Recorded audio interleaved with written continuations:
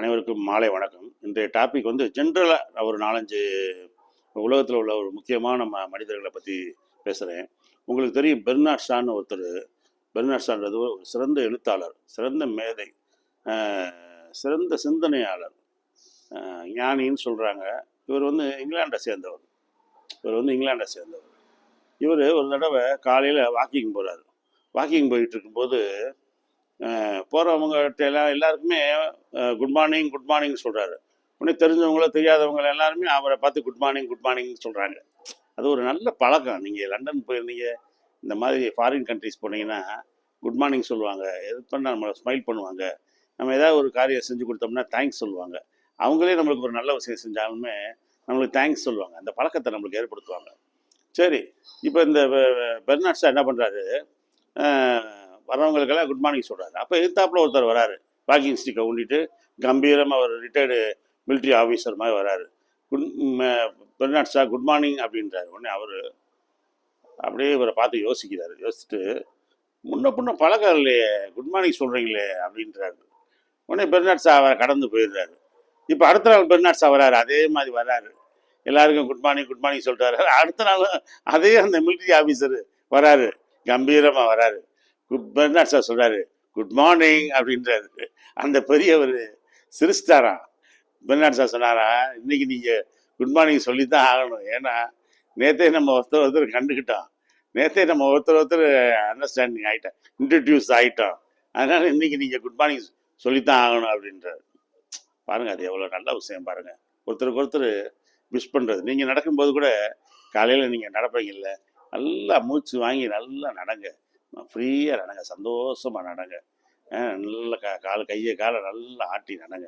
நடக்கும்போது உங்கள் நோய்கள் எல்லாம் உங்களை விட்டு போயிடுச்சு. உங்கள் கால்கள் நல்லா இருக்குது, உங்கள் கைகள் நல்லா இருக்குது, உங்கள் இதயம் நல்லா இருக்குது, உங்களுடைய ரத்தம் வந்து உடம்புல இதயத்துலேருந்து உடலின் எல்லா பகுதிக்கும் போகுது. நீங்கள் நோயே இல்லை, உங்களுக்கு சுகர் இல்லை, ப்ரெஷர் இல்லை, ஹார்ட் ப்ராப்ளம் இல்லை, எல்லா பகுதிகளும் நீங்கள் நல்லா செயல்படுதுன்னு நினச்சிட்டே நடங்க. இப்போ இந்த மாதிரி செகண்ட் வேர்ல்டு வார் டைமில் ஜெர்மனில் ஒருத்தர் நடக்கிறான். சீரியஸான ஸ்டோரி, உண்மை ஸ்டோரி. ஜெர்மனில் ஒரு யூதே நடக்கிறாங்க. டெய்லி நடக்கிறான். போகிற வரவங்க எல்லாம் விஷ் பண்ணுறாங்க, குட் மார்னிங் சொல்கிறான். எல்லாரும் குட் மார்னிங் சொல்கிறாங்க. பாதி பேர் சிரிச்சிட்டே கடந்து போயிடுறாங்க. அப்போ ஒரு வீட்டுக்கு முன்னாடி தோட்டம் இருக்குது. அந்த தோட்டத்தை ஒருத்தர் க்ளீன் பண்ணிக்கிட்டு தோட்டத்தில் உள்ள செடிகளுக்கெல்லாம் தண்ணி அடிச்சுக்கிட்டு இருக்கான். அப்படியே ஒட்ட குரூ கட்டு அடிச்சு மிலிட்ரி ஆஃபீஸர் மாதிரி இருக்கான். அவன் பார்த்துட்டு இந்த யூதன் சொல்கிறாரு குட் மார்னிங்ன்றாரு. அவரை பார்த்து அப்படியே பார்க்குறான். முகத்தில் ஒரு சிரிப்பு, ஒரு புன்முறுவல், ஒரு புன்னகை எதுவுமே இல்லை. முறைச்ச மாதிரி இல்லை, சிரிப்பு இல்லை. அப்படியே அவரை பார்க்குறான் டெய்லி. ஆனால் அவர் வீட்டை கிராஸ் பண்ணி போகிறாரு. வாக்கிங் போகும்போது குட் மார்னிங்ன்றாரு. அவன் பார்க்காமே போயிட்டுருக்கான். இப்போ என்ன ஆகுது, ஒரு நாள் யூதர்களை பூரா ஹிட்லர் கொல்லணுன்றார். அப்போ இந்த குட் மார்னிங் சொன்னான் பாருங்க, இந்த யூதை வரிசையில் வந்துக்கிட்டு இருக்கான். ஒவ்வொரு யூதரையும் கொள்றாங்க. அப்படி ஒவ்வொருத்தரா வர வர வர எல்லாரையும் கொள்ளுங்க, இங்கே கொண்டு போ, அங்கே கொண்டு போன்னு ஆர்டர் பண்ணுறான். இந்த யூதை வரான் பாருங்க, இவன் பாட்டுக்கு வந்து நிற்கிறான் பாருங்க. எதிர்த்தாப்புல அந்த ஆஃபீஸர்கிட்ட, ஜெர்மன் ஆஃபீஸர், அந்த ஜெர்மன் அவன் முன்னாடி நிற்கிறான். அந்த ஜெர்மன்காரன் அப்படியே இவனை பார்க்குறான். அந்த முந்து பார்த்தா டெய்லி இவன் யாருக்கு அந்த தோட்டத்தில் விஷ் பண்ணானோ, ஒருத்தன் குறுக்கட்ட மிலிட்ரி ஆஃபீஸர் மாதிரி இருந்தால் பாருங்க, அவன் தான் அன்னைக்கு வந்து இவனுக்கு வந்து தண்டனை கொடுக்குற அதிகாரி. அப்படியே உனக்கு விடுதலை அப்படின்றான். உனக்கு விடுதலை அப்படின்னு வேகமாக அங்கேருந்து வந்து வீட்டில் வந்து பிள்ளை குட்டிகளை கூட்டிட்டு அப்படியே அவன் ஜெர்மன்லேருந்து அப்படியே அமெரிக்காவுக்கு தப்பிச்சு ஓடியாந்தவன். அவன் வாழ்க்கையில் எழுதுனான். அவன் சின்ன ஒரு விஷ் பண்ணது பாருங்க, ஒரு குட் மார்னிங் சொன்னது பாருங்க, அவன் வாழ்க்கையவே காப்பாற்றிடுச்சு. அவனுக்கு விடுதலை. அவன் அப்படியே அவனை பார்த்துட்டு விடுதலை கொடுத்துட்டான். அவனுக்கு டெய்லி இவன் நம்மளுக்கு விஷ் பண்ணுறவன்ல அப்படின்னு சொல்லிட்டு அவனுக்கு என்னமோ அவன் மனசில் ஸ்ட்ரைக் ஆகிடுச்சு. அவனை அன்னைக்கு கொல்லலை, அதர்வைஸு அவனை கொண்டிருப்பான். எப்படி பாருங்க. சரி, இது ஒரு மேட்ரு. இப்போ அப்படியே இன்னொரு மேட்டர் நான் வரேன் பாருங்க, உங்களுக்கு அப்படியே சுவாரஸ்யமாக இருக்கும். இதை நீங்கள் கேட்க கேட்க சுவாரஸ்யமாக இருக்கும். அக்பர் வந்து ஒரு பெரிய மன்னன், யார் உங்களுக்கு தெரியும், பாபரோட மகன் ஹுமாயூன். ஹுமாயூனோட மன்னன் தான் அக்பர். இந்தியாவிலே அதிக வருஷம் ஆண்டவன், இந்தியாவே அதிக நிலப்பரப்புகளை ஆண்ட அந்த அக்பர். ஆனால் தென்னிந்தியாவை ஆளல, இங்கிட்டலாம் வரல, நம்ம சேர சோழ பாண்டியர்களை வந்து டச் பண்ணல. இந்த அக்பர் என்ன பண்றாரு, ஒரு தடவை ஆக்ராவில் வேட்டையாடுறதுக்கு காட்டுக்குள்ளே போறாரு. காட்டுக்குள்ளே சோல்ஜரோட போனால் என்ன ஆகுது, கொஞ்ச நேரத்தில் சோல்ஜர்ஸ் எல்லாம் ஸ்கேட்டர்ட் ஆகி பிரிஞ்சிடுறாங்க. அக்பர் பிரிஞ்சுறாரு, சோல்ஜர்ஸும் பிரிஞ்சுடுறாங்க. இது காட்டுக்குள்ளே போனாலே நடக்கிற ஒரு ஒரு செயல். இது எல்லாரும் பிரிஞ்சிருவாங்க, அக்கா பிரிஞ்சிருவாங்க, வழி மாறி போயிடுவாங்க. ஏன்னா அதுக்குள்ளே காட்டுக்குள்ளே ஒரு முறையான வழி இருக்காது பாருங்க. சரி, இப்போ இவங்க எல்லாமே பிரிஞ்ச உடனே அக்பர் மட்டும் எப்படியோ அந்த காட்டுக்குள்ள இருந்து தப்பிச்சு இப்போ வெளியே வராரு. எப்படியா வெளியே வந்துடணுப்பான்னு சொல்லிட்டு அந்த அக்பர் வந்துகிட்டு இருக்கும்போது, காட்டுக்குள்ளேருந்து வெளியே வரும்போது ஒரு பாதை போயிட்டு இருக்கு. அந்த பாதையில் குதிரையில் வராரு. அப்போ ஒருத்தன் நல்ல தார்பாய்ச்சி கட்டி, வேட்டியை தார்பாய்ச்சி கட்டி, உச்சி குடுமி வச்சு, காதில் 2 கடுக்கன் போட்டு, அவனை பார்த்தாலே காமெடியன் மாதிரி இருக்கு. அவன் வர்றான். அக்பர் கேட்குறாரு, இந்த ரோடு ஆக்ரா போகுமா அப்படின்றாரு. இந்த ரோடு ஆக்ரா போகுமான்னு அவன் சொல்கிறான். பாருங்க, அவன் இந்த ரோடு ஆக்ரா போகாது, இந்த ரோடு இங்கேயே தான் இருக்கும். இதில் நீங்கள் குதிரையில் போனீங்கன்னா பயணம் போனீங்கன்னா நீங்கள் ஆக்ராவுக்கு போய் சேருவீங்க அப்படின்றான். எப்படி பாருங்க, காமெடிங்க. அவனை பார்த்ததுமே அக்பருக்கு சிரிப்பு வந்துருச்சு. யார் அவன் பேர் என்ன அப்படின்றாரு. பீர்பால் அப்படின்னா பீர்பால். பயங்கரமான காமெடிங்க. தெனாலி ராமகிருஷ்ணன் சொல்லுவோம்ல நம்ம, அது மாதிரி தெனாலிராமன் மாதிரி கிருஷ்ணதேவராயருக்கு ஒரு தெனாலிராமர் மாதிரி இந்த பீர்பால் அடுத்த நாள் ஒரு மோதிரத்தை கொடுத்து, நீ வந்து அரண்மனையில் வந்து பாரு நீ அப்படின்னாரான். சரி அப்படின்னு அரண்மனை வந்து பார்த்தானா. பார்த்தா இவர் தான் அக்பர். ஐயா அக்பர் அவர்களே காலில் விழுந்தானா. ரைட்டு வா, இன்னிலேருந்து நீ தான் என்னுடைய காமெடியன் அப்படின்னு சொல்லி அரச விகட கவியா வச்சுக்கிட்டாரான். நல்ல ஜோக் அடிச்சு அக்பரை எப்பயுமே கவலை இல்லாமல் ஆக்கிடுவானா, எந்த பிரச்சனைக்கும் தன்னுடைய காமெடி மூலமே. ஆனால் பாருங்க, தன்னம்பிக்கை மூட நம்பிக்கை ஆகும்பாங்க. தன்னம்பிக்கை மூட நம்பிக்கை எப்படின்னா, இப்போ நான் வந்து டெய்லி 100 கிலோ தூக்குறேன். 100 கிலோ தூக்குறேன்னா ரோட்டில் ஒரு லாரி போகுது. நாங்களாம் லாரியவே மேய்ப்போம், நாங்களாம் லாரியவே பார்ப்போம்னு போய் நிப்பாட்டினா என்ன ஆகும், ஒரே ஏற்றி நம்மளை அப்படியே நசுக்கி போட்டு போயிருக்கான். எப்படி தவளையை நசுக்கணுமா நசுக்கி போட்டுருக்கான். அது மாதிரி அக்பர் ஒரு சண்டைக்கு இந்த பீர்பாலை தலைமையேற்று நடத்திட்டு போன்றார். யாரை சண்டை போட சொல்கிறார்? இந்தியாவில் உள்ள ஒரு மன்னனை தானே அக்பர் எதுக்க முடியும். அவர் தானே வேற ஊர்லேருந்து வந்தவர். அப்போ அக்பர் இப்போ பீர்பால் படம் எடுத்துகிட்டு போகிறாங்க தலைமையில். நீங்கள் நல்லா கவனிங்க. ஒரு ஒரு ஒருத்தர் சொல்கிறான், ஒரு சிங்க கூட்டத்தை, ஒரு 100 ஆடுகளை ஒரு சிங்கம் மேய்ச்சிட்டு வருதுன்னு வைங்க. 100 ஆடுகளை ஒரு சிங்கம் மேய்ச்சிட்டு வருது, சண்டைக்கு வருது அப்படின்னா நான் பயப்படுவேன்றான். I am afraid of that lion and it's true. அதே நேரத்தில் 1000 சிங்கங்களை ஒரு ஆடு மேய்ச்சிட்டு வந்துச்சுன்னா எப்படி இருக்கும்? அது மாதிரி காமெடி பீஸு. ஏண்டா நீ வந்து சண்டைக்கு தலைமை தாங்குறியான்னு சொல்லிட்டு வந்தான் பாருங்க. யாரு? பீர்பால். நம்ம ஆளுங்க நேராக போய் ஒரே வெட்டு, தலை துண்டா போயிடுச்சு பீர்பாலோட தலை. காமெடியனை போய் சண்டையில் இறக்கி விட்டா என்ன ஆகும்? ஒன்றும்லாம் போனேன். தலையை எடுத்து தட்டில் வச்சு அக்பருக்கு அனுப்பி வச்சாங்க. இந்த அக்பரு பரிசு வச்சுக்க, சண்டைக்கு அனுப்புனேன், ஒரு பெரிய வீரனை அனுப்புனேயா, தளபதியா, என்ன ஆனா பார்த்தியா அப்படின்னு தட்டில் வச்சு அனுப்புனாங்க. அழுதாரான் அக்பர். ஐயோ, என் வாழ்க்கையிலே நான் செய்யக்கூடியாத மாபெரும் தவறை செஞ்சுட்டேனேன்னு அழுதாரான். பீர்பாலோட தலையை பார்த்து அப்புறம் பீர்பாலோட பாடியை போய் எடுத்து கொண்டு வந்து எல்லா சடங்குகளையும் முடிச்சு புதைச்சிட்டு ஒரு வாரம் சாப்பிடவே இல்லையா, வேதனைப்பட்டாருன்னாங்க. அதான் பிள்ளைவர் சொல்றாரு, இதனை இவன் கண் ஆய்ந்து அதனை அவன் கண் விடல். இந்த பொறுப்பை இவன் செய்வான்னு சொல்லி அவனை கரெக்டான ஆளை அதில் அவனை நியமிக்கணும். நீ போய் ஒரு பெரிய போரை போய் ஒரு காமெடியனை போய் அனுப்புனா, பெரிய போர் வருது, நம்ம வடிவேல் நம்ம செந்தில போய் அனுப்புனா அவனுக்கு எப்படி இருக்கும்? காமெடி பீஸ் மாதிரி நம்ம புரட்சி தலைவர் எம்ஜிஆர் மாதிரி விஜயகாந்த் மாதிரி ஆளை அனுப்புனா எப்படி இருக்கும்? தூக்கி போட்டு பந்தாடுவாங்க.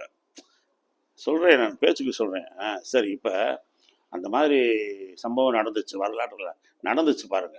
சரி, இப்போ இந்த சந்திரகுப்த மௌரியன்னு ஒரு மன்னன் இருக்கான். இப்போ இந்த வந்து நம்ம ஆரம்ப காலத்தில் இருக்கார் வச்சுக்கோமே, சந்திரகுப்த மௌரியன். இந்த சந்திரகுப்த மௌரியன் வந்து தனநந்தர்களோட சண்டை போட்டுக்கிட்டே இருக்கான். சண்டை போடும்போது பூரா தோத்துக்கிட்டே இருக்கான். அவனை வந்து விரட்டுறாங்க, ஊரை விட்டு ஓடிக்கிட்டே இருக்கும்போது ஒரு வீட்டில் போய் ஒரு வீட்டுக்கு பின்னாடி போய் ஒளிஞ்சிருக்கும் போது ஒரு பாட்டி என்ன பண்ணுது, மகனுக்கு ஒரு தோசை சுட்டு போடுது. தோசையை சுட்ட உடனே அந்த பையன் என்ன பண்ணுறான், தோசைக்கு நடுவில் கையை வைக்கிறான். கையை சுற்றுது.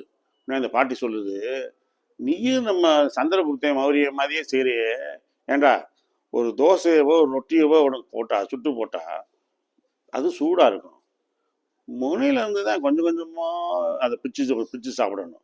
நீ நடுவில் கையை வச்சனா சுற்றுறாதா?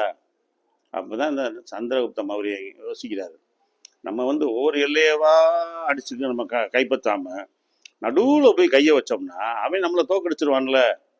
அது அவருடைய தோல்விக்கு ஒரு காரணம். பின்னால் அவர் வெற்றி பெற்றாரு அப்படின்றதுக்கு ஒரு காரணங்களை சொல்றாங்க. அது ஒரு சின்ன கதை உங்கள்கிட்ட சொல்றேன். இப்ப இந்த பெரிய மனிதர்கள் வாழ்வில் நடந்த அந்த சில சுவையான சம்பவங்கள். லியோ டால்ஸ்டாய் உங்களுக்கு தெரியும். லியோ டால்ஸ்டாய் வந்து ரஷ்யாவில் ஒரு மிகச்சிறந்த எழுத்தாளர். வார் அண்ட் பீஸ், போரும் அமைதியும், அண்ணா கரீனான்ற புத்தகம்லாம் எழுதினார். அந்த போரும் அமைதியும் புத்தகத்தை 5-6 தடவை திருத்தம் பண்ணி எழுதினார். அவர் மனைவி அவர் திருத்தம் சொல்ல திருத்தி பண்ணாது. அப்பதான் அழகா அந்த புக்கு நல்லா வருது, கம்ப்ளீட் ஆகுது. அவங்க நல்லா உதவுறாங்க அவங்க, சரியா, அவங்க மனைவி.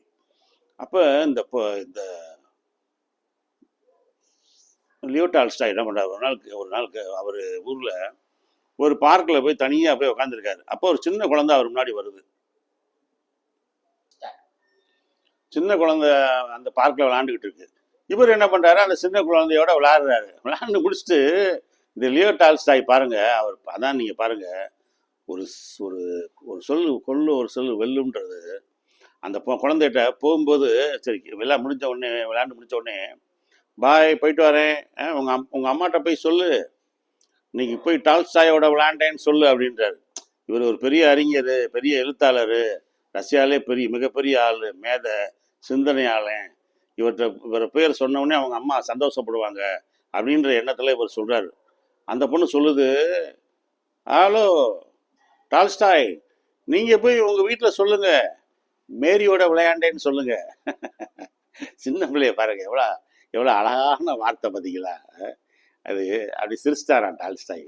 சின்ன குழந்தைகிட்ட போய் நான் ஒரு பெரிய ஆளுன்னு சொன்னா சின்ன குழந்தைக்கு என்னங்க தெரியும்? ரைட், இது ஒரு சம்பவம். இப்போ இந்த ஆல்பர்ட் ஐன்ஸ்டீன் வந்து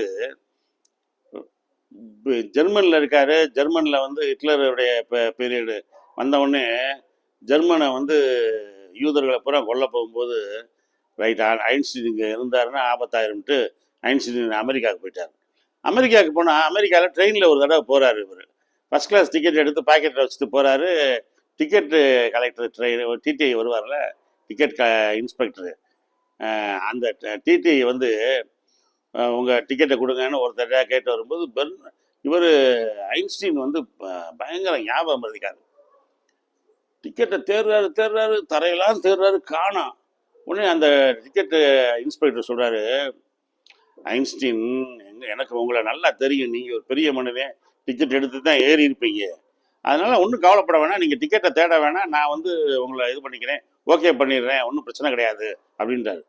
அப்படியே ஐன்ஸ்டீன் டிக்கெட்டை தேடிக்கிட்டே இருந்தாராம். அந்த டிக்கெட் கலெக்டர் திரும்ப வந்து சொன்னாராம், ஏங்க நான் தான் டிக்கெட்டு வேணான்னு சொன்னேன், அப்புறம் ஏன் இன்னும் தேடிக்கிட்டே இருக்கீங்க? அதுக்கு இல்லைங்க, நான் எந்த ஊரில் போய் இறங்கணும்னு அந்த டிக்கெட்ல தான் இருக்கு, அந்த ஊருக்கு தான் நான் டிக்கெட் எடுத்திருந்தேன்.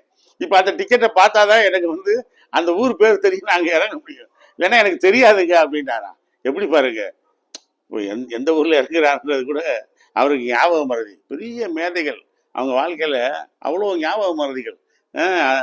அதெல்லாம் நிறைய நடக்கும். ஏன்னா அதிகமாக அவங்க சிந்திக்கிறாங்க பாருங்க. ஒன்றை சிந்திக்கும் போதே 1000 விஷயங்களை சிந்திக்கிறது. மண்டையில் அப்படியே குப்பை மாதிரி எண்ணங்கள் தேங்கி நிற்கிறதுனால அவங்களுக்கு வந்து சரியாக அதை மாதிரி செயல்பட முடியல. சரி, இந்த ஐன்ஸ்டீன் என்ன பண்ணார், ஒரு மாபெரும் தவறை செஞ்சார். இந்த ஐன்ஸ்டீன் தான் அணுகுண்டு தத்துவத்தை வந்து அமெரிக்காவுக்கு சொல்லிக் கொடுத்தாரு. தியோடர் ரூஸ்வெல்ட்டு 4வது தடவை அந்த ஊரில் இருக்கார். இந்த தியோடர் ரூஸ்வெல்ட்ட சொல்கிறாரு, இந்த இந்த இவரோட சிஷியர்கள் வந்து சொல்கிறாங்க, ஐன்ஸ்டீனோட சிஷியர்கள் வந்து சொல்கிறாங்க, டென்மார்க்கில் யுரேனியம் கிடைக்குது. இந்த விஷயம் வந்து ஹிட்லருக்கு தெரிஞ்சிருச்சு. ஹிட்லர் என்ன பண்ணுறாரு, அந்த யுரேனியத்தை போய் அந்த டென்மார்க்கில் ராணி, அவங்க மன்னர் ஆட்சி ராணி தான் இருக்காங்க, அவங்ககிட்ட போய் ஹிட்லர் வாங்க போகிறாரு. அவர் வாங்கிட்டாருன்னா உலகத்துக்கு மாபெரும் அச்சுறுத்தல் அப்படின்றாங்க. உடனே அப்படியா அப்படின்னு சொல்லிட்டு இவர் என்ன பண்ணுறாரு, அந்த அமெரிக்கன் பிரசிடெண்ட்டுக்கு லெட்டர் எழுதுறாரு. இந்த மாதிரி டென்மார்க்கில் வந்து யுரேனியம் கிடைக்கிது, அந்த குயினை வந்து ஹிட்லர் போய் சந்திக்க போகிறாரு. சந்தித்து அந்த யுரேனியத்தை உங்களுக்கு தெரியும், யுரேனியம் மானோசைடு, இந்த இந்த இந்த கலவைகளெல்லாம் ஒன்று சேர்த்தா நம்ம வந்து வெடிகுண்டு தயாரிச்சிடலாம், அணுகுண்டு தயாரிச்சிடலாம். அந்த யுரேனியத்தை வந்து இவர் என்ன சொல்கிறாரு, அந்த ஜெர்மன் ஹிட்லர் வாங்காமல் பார்த்துக்குங்கன்றார். உடனே இவங்க என்ன பண்ணுறாங்க, அமெரிக்கன்ஸு, ஓ நல்ல காரியம் செஞ்சீங்க, யுரேனியத்தை வந்து அவன் வாங்கிட்டான்னா உலகத்தையே அழிச்சிருவான் அப்படின்னு சொல்லிட்டு இவங்க போய் அந்த ராணிகிட்ட யுரேனியத்தை வாங்கி இவங்க இவர்கிட்ட என்ன ஃபார்முலான்னு கேட்டு அணுகுண்டை தயாரிச்சிட்டாங்க. எப்படின்னு பாருங்க, யுரேனியத்தால் அணுகுண்டு தயாரிச்சு இந்த அணுகுண்டு இப்போ கையில் இருக்குது, நம்மன்னு இது வெடிகுண்டை வீட்டில் வெடியை வாங்கி வச்சுருந்தா தீபாவளி எப்போ வரும்டான்னு போடணும்னு பையன் ரெடியாக இருப்போம் பாருங்க. அது மாதிரி இந்த அமெரிக்கன்ஸு செஞ்சுட்டோமே, யுரேனியத்தில் செஞ்சுட்டோம், இந்த வெடிகுண்டை வெடித்து பார்க்கணுமே, இதுக்கு எங்கே டெஸ்ட் பண்ணுறது. அப்போ தான் சிக்கினான் ஜப்பான். செகண்ட் வேர்ல்டு வார் முடித்த உடனே அமெரிக்க முத்து துறைமுகத்தில் வந்து ஜப்பான் வந்து சம்மந்தமே இல்லாமல் போர்லேயே ஈடுபடாத அமெரிக்கா மேலே ஜப்பான் வந்து பெர்ல் ஹார்பர் முத்து துறைமுகத்தில் குண்டு போட்டு 200 ஃப்ளைட் அடித்து காலி பண்ணாங்க. அப்போ கப்பல்கள் ஃப்ளைட்லாம் அடித்து காலி பண்ணாங்க. அப்போ அதுக்கு பழி வாங்கும் விதமாக அமெரிக்கா என்ன பண்ணாங்க, ஜப்பான் மேலே குண்டு போட்டாங்க. ஹிரோஷிமா நாகசாகி மேலே குண்டு போட்டப்போ இந்த யுரேனியம் குண்டு ஒன்று பயங்கரம் அழிச்சு நெருப்பு குண்டு போய் விழுந்து லட்சக்கணக்கான நெருப்பை உள்ளே கொட்டினா அப்படியே தண்டவாளங்கள்லாம் கருகிருச்சான், பில்டிங்லாம் எரிஞ்சு அப்படியே பூமியாக போயிருச்சான். மனிதர்கள்லாம் வெந்து கண்ணெல்லாம் உள்ளே போயிட்டாங்களாம், அப்படியே எலும்பு கூட இருந்தாங்களாம், வாயை குழந்து பிணக்குவியெல்லாம் இருந்துச்சான். ஒரு 2 பேர் மனிதனுக்கு அடியில் இருந்தவே பிழைச்சி வந்ததே பெரும்பாடுன்றாங்க. பூராமே அந்த ஊரில் வாழ்கிற மக்களுக்கு பூராமே அந்த அணு கதிர்வீச்சுனால கை கால் வழங்காமல், கண்ணு தெரியாமல், இதய நோய், ரொம்ப வருஷமாக அந்த நோயில் அவங்க பாடுபட்டாங்க. இந்த இந்த இது என்னன்னா, இன்னொரு இந்த ஃப்ளைட்டு வந்து ஒன்று அமெரிக்காவிலேருந்து இந்த ஃப்ளைட்டை போய் அனுப்பி இந்த குண்டை போட வைக்கிறாங்கல்ல, இந்த ஃப்ளைட்டு பைலட் இருக்கான் பாருங்க, இந்த ஃப்ளைட்டு பைலட் வந்து குண்டை வேற எங்கேயாவது போட்டானா அதனால என்ன பண்ணுவாங்களா, குண்டை அவன் ஆன் பண்ணும்போது கேமராவும் ஆன் ஆயிருமா. கேமராவும் ஆன் ஆகி அது எங்கெங்கே குண்டு விழுகுது, எப்படி வெடிக்குது, எப்படி மனிதர்கள் சாகுறாங்க, கட்டடங்கள் இடியுது, நெருப்பு வருது, எவ்வளோ ஜுவாலையில் இருக்குது, எவ்வளோ பரன் ஹீட்டு, எல்லாத்தையுமே அந்த கேமரா கண்டுபிடிக்குமா. எப்படி பாருங்க, அந்த குண்டு போட்ட உடனே அந்த மாதிரி நெருப்பு தான் இதை வந்து இங்கே வந்து பார்க்குறாங்க. எனோலோ PK-2 அதை ஓட்டுனவன், அந்த ஃப்ளைட்டு பேர் எனோலோ PK-2. அதோட ஓட்டுற அந்த டிரைவரு அந்த சம்பவத்தை பார்த்துட்டு ஐயோன்னு அவனுக்கு பைத்தியமே பிடிச்சிருச்சான். என்னால் நான் ஒரு குண்டை தானே போட்டு வந்தேன், உலகமே ஒரு ஊரே அழிஞ்சிருச்சே, மக்கள் லட்சக்கணக்கான மக்கள் அழிஞ்சிட்டாங்களேன்னு அழுது கும்பிச்சுட்டானா, பைத்தியம் ஆயிட்டானா. சரி, இந்த சம்பவத்துக்கு காரணம் யாரு, முதற் காரணம் இந்த யுரேனியத்தை வச்சு வெடிகுண்டு கண்டுபிடிக்க வச்சாரு பாருங்க இந்த ஆல்பர்ட் ஐன்ஸ்டீன்.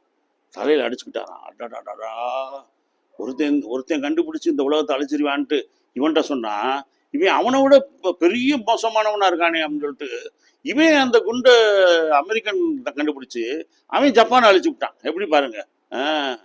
இதெல்லாம் உலக வரலாற்றில் இடைப்பட்ட சம்பவங்கள். நான் இதை அப்பப்போ உங்களுக்கு இடையில சொல்கிறேன், உங்களுக்கு ரொம்ப பிடிச்சமானதாக இருக்குன்னு நினைக்கிறேன். நன்றி, குட் நைட். எனக்கு வந்து வாட்சிங் டைம் மட்டும் ரொம்ப குறைஞ்சிருச்சு. ப்ளீஸ் அதை கொஞ்சம் என்கரேஜ் பண்ணி விடுங்க ப்ளீஸ். நன்றி, வணக்கம்.